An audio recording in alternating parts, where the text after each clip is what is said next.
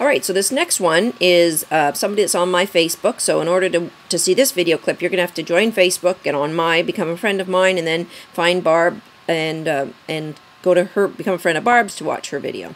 So again, first thing I look for is the reward line. And Barb, it's an obvious reward line that I can pick out, that the toy is, you know, it's thrown in that general area. We're trying to hit that reward line as often as we can.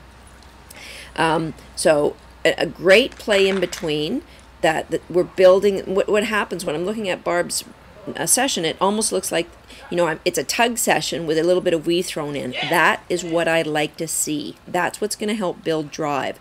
I might do a little bit more to prepare the dog.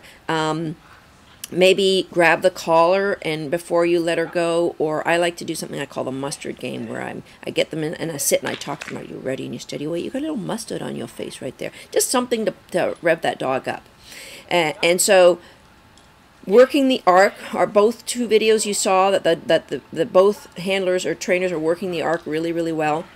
One thing I'd caution you about, Barb, is you're getting your back to the pole, so the dog actually has to cut across your body to go to the poles. And rewarding when you don't mean to, that's something that we you all are going to do it. I do it. Barb handle it beautifully. Just go out and pick the toy out of the dog's mouth. Not a big deal.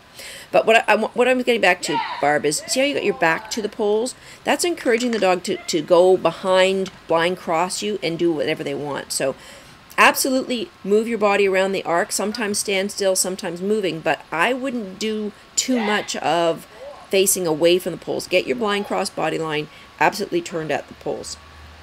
Okay, so really good session, and I would say get a few more failures in here, because there's a lot of successes and maybe not as many failures as you could have. Get a couple more failures in here, but definitely you're ready to move on to your second set of poles. That's a gimme.